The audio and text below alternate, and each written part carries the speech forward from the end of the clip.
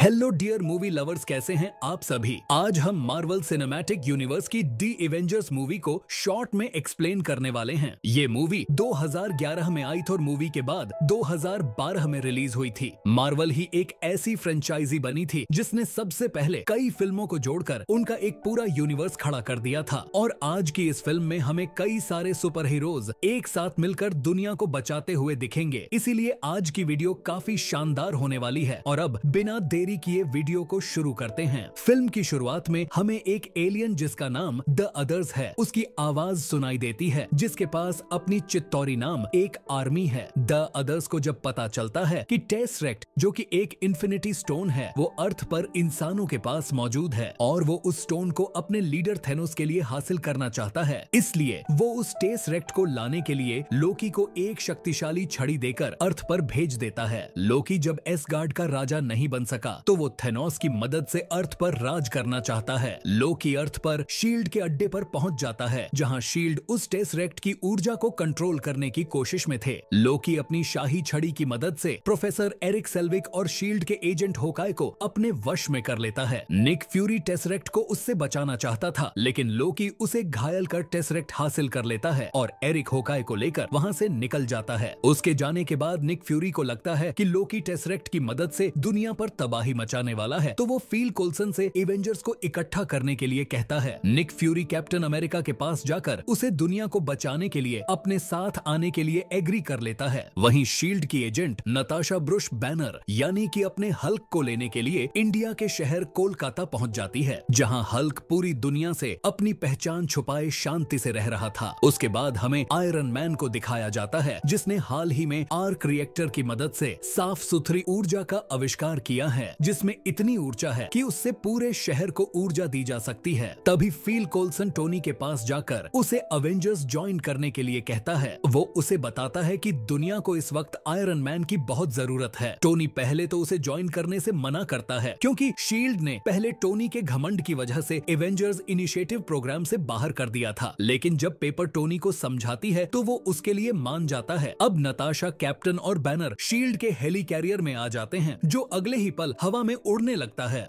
ये एक advance technology से बना हेली कैरियर है, जिसे इनविजिबल पैनल्स की मदद से अदृश्य भी किया जा सकता है। दूसरी तरफ हमें एरिक सेल्विक और होकाई को दिखाया जाता है, जो अब लोकी के इशारों पर काम कर रहे थे। एरिक होकाई से कहता है कि हमें टेसरेक्ट को शांत रखने के लिए इरिडियम नाम की एक धातु की जरूरत है, जो जर्मनी में एक ही इंसान के पास मौजूद है। लोकी एरिक सेल्विक की मदद से एक ऐसी मशीन तैयार करना चाहता है जिससे वो आकाश में एक वार्म होल तैयार कर सके और उस वार्म होल से वो चितौरी सेना को अर्थ पर ला सके। उसके बाद होकाई और लोकी उस धातु को लेने के लिए जर्मनी में पहुंच जाते हैं, जहां इरिडियम को रखा हुआ था। वहीं शील्ड को भी लोकी की लोकेशन का पता चल जाता है, जिसके बाद निक फ्यूरी कैप्टन अमेरिका को वहां जाने के लिए कहता है। अब होकाई लोकी की मदद से इरिडियम को लेकर वहां से निकल जाता है, लेकिन लोकी वहां पर मौजूद इंसानों को धमकाने लगता है। तभी कैप्टन अमेरिका वहां आ जाता है और अब लोकी और कैप्टन के बीच फाइट शुरू हो जाती है। लेकिन जब आयरन मैन यहां आ जाता है तो लोकी अपने आप को उनके सामने सरेंडर कर देता है। जब सभी एवेंजर्स लोकी को शील्ड के हेली कैरियर में ले जाने लगते हैं, तभी थोर वहां आ जाता है और अपने भाई लोकी को अपने साथ वहां से दूर ले जाता है। आयरन मैन भी उसे लाने के लिए उनके पीछे जाता है। थोर लोकी को एक सुनसान जगह ले जाकर उससे टेसरेक्ट के बारे में पूछता है, लेकिन तभी आयरन मैन वहां आकर थोर को उड़ाकर दूर ले जाता है और अब थोर और आयरन मैन आपस में लड़ने लग जाते हैं। तभी उन्हें रोकने के लिए कैप्टन भी वहां पहुंच जाता है और थॉर से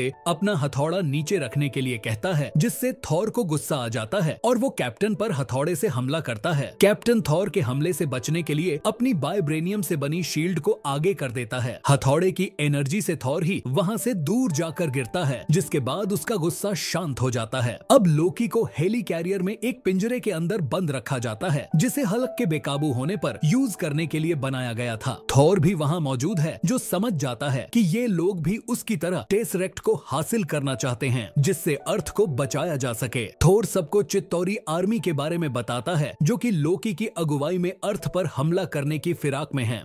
बुरा मत मानना पहलवान, शानदार पर्सनालिटी है तुम्हारी। तभी टोनी यानी आयरन मैन भी वहां पहुंच जाता है, जो सबको बताता है कि लोकी को इरिडियम टेसरेक्ट को शांत रखने के लिए चाहिए था, जिससे वो जितनी देर तक चाहे पोर्टल को खुला रख सकता है। टोनी ने शील्ड के डेटाबेस को हैक कर ये पता लगा लिया था कि शील्ड भी टेसरेक्ट की ऊर्जा से अपने लिए हथियार बनाने में लगे थे। तब निक फ्यूरी उन्हें समझाता है कि 1 साल पहले जब पहली बार थॉर अर्थ पर आया था, तब हमें ये एहसास हुआ कि हमारी दुनिया से बाहर भी हमसे कहीं ज्यादा एडवांस लोग रहते हैं जो कभी भी अर्थ पर हमला कर सकते हैं, और हम उन्हीं हालात के लिए ऐसे हथियार बना रहे थे जिनसे हम बाहर के एलियन से अपनी रक्षा कर सकें। वहीं हमें होक आय को दिखाया जाता है, जो अभी भी लोकी के कंट्रोल में था। होक आय लोकी को आजाद करने के लिए धमाका कर हेली कैरियर के एक इंजन को बंद कर देता है। इस हमले की वजह से ब्रूस भी अब हल्क में बदल जाता है, जो हेली कैरियर को नुकसान पहुंचाने लगता है। तभी थॉर उसे रोकने की कोशिश करता है, लेकिन हल्क गुस्से में काफी ज्यादा पावरफुल हो जाता है। तभी एक फाइटर जेट से हल्क पर गोलियां बरसाई जाती हैं, जिसके बाद हल्क गुस्से में उस जेट के ऊपर कूद जाता है और उसे क्रैश कर देता है। जेट के साथ हल्क भी नीचे अर्थ पर गिर जाता है। वहीं थॉर देखता है कि लोकी कैद से आजाद हो चुका है, तो वो उसे वापस पिंजरे में डालने की कोशिश करता है, लेकिन लोकी अपने मैजिक से थॉर को चकमा दे देता है, जिससे थॉर उस पिंजरे में बंद हो जाता है और लोकी थॉर को पिंजरे के साथ जमीन पे गिरा देता है। लेकिन जमीन से टकराने से पहले थॉर उस पिंजरे से बाहर आ जाता है। वहीं होकाय हेली कैरियर के दूसरे इंजन को भी बंद कर देता है। ब्लैक विडो होकाय को रोकने के लिए उससे लड़ने लगती है। तभी होकाय के सर पर गहरी चोट लग जाने से वो लोकी के कंट्रोल से बाहर आ जाता है। वहीं कैप्टन अमेरिका और आयरन मैन जहाज के इंजन को ठीक करने में लगे थे। आयरन मैन इंजन के ब्लेड्स को मैनुअली घुमाकर उसे चालू कर देता है। लोकी शील्ड के एजेंट फील कोल्सन को मारकर वहां से चला जाता है, जिससे सभी एवेंजर्स काफी दुखी थे। उसके बाद टोनी को पता चल जाता है कि पोर्टल बनाने के लिए लोकी को बहुत सारी इलेक्ट्रिसिटी की जरूरत होगी, जो उसे केवल मेरे स्टार टावर से ही मिल सकती है। यानी कि लोकी टोनी की बिल्डिंग के ऊपर ही पोर्टल खोलने वाला था, जिसके बाद सभी एवेंजर्स एक साथ मिलकर लोकी का सामना करने के लिए स्टार टावर की तरफ निकल जाते हैं। टोनी वहां जाकर देखता है कि प्रोफेसर सेल्विक ने मशीन को चालू कर दिया था। वो सेल्विक से उसे बंद करने के लिए कहता है, और जब वो नहीं मानता तो आयरन मैन उस मशीन को अपने ब्लास्ट करने की कोशिश करता है, लेकिन टोनी का ईआई जार्विस उसे बताता है कि ये कवच ठोस ऊर्जा का बना है, इसे नहीं तोड़ा जा सकता। जिसके बाद टोनी अपना प्लान भी शुरू करता है, क्योंकि उसका सूट भी काफी डैमेज हो चुका था। टोनी लोकी को धमकाता है कि अगर तुमने इसे नहीं रोका तो एवेंजर्स तुम्हें रोक देंगे, लेकिन लोकी टोनी को अपनी शाही छड़ी से उसे अपने कंट्रोल में करने की कोशिश करता है, लेकिन टोनी के सीने में लगे आर्क रिएक्टर की वजह से वो ऐसा करने में नाकाम रहता है। जिसके बाद वो टोनी को बिल्डिंग से बाहर फेंक देता है। तब टोनी अपने नए आयरन मैन सूट को पहनकर लोकी के सामने आ जाता है, लेकिन तभी उस मशीन से आकाश में एक पोर्टल बनना शुरू हो गया था, जिसमें से चितौरी आर्मी नीचे आना शुरू हो जाती है। एवेंजर्स भी वहां पहुंच जाते हैं और एक साथ मिलकर एलियंस से लड़ना शुरू कर देते हैं। थॉर लोकी से लड़ने लगता है और उससे उस पोर्टल को बंद करने के लिए कहता है, लेकिन वो थॉर से बचकर वहां से निकल जाता है। तब तक ब्रुश यानी कि हल्क भी उस जगह पहुंच जाता है। टोनी हल्क के पास दुश्मन के एक बड़े जहाज को लाता है, जिसे वो अपने एक मुक्के से ही धराशाही कर देता है, लेकिन उसके अगले ही पल उसके जैसे कई जहाज पोर्टल से नीचे आने लगते हैं, जिन्हें एवेंजर्स एक साथ मिलकर एक एक कर खत्म करने लगते हैं। वहीं हल्क लोकी के पास पहुंच जाता है। लोकी हल्क को उसके सामने झुकने के लिए कहता है, जिसके बाद हल्क उसे बुरी तरह मारता है।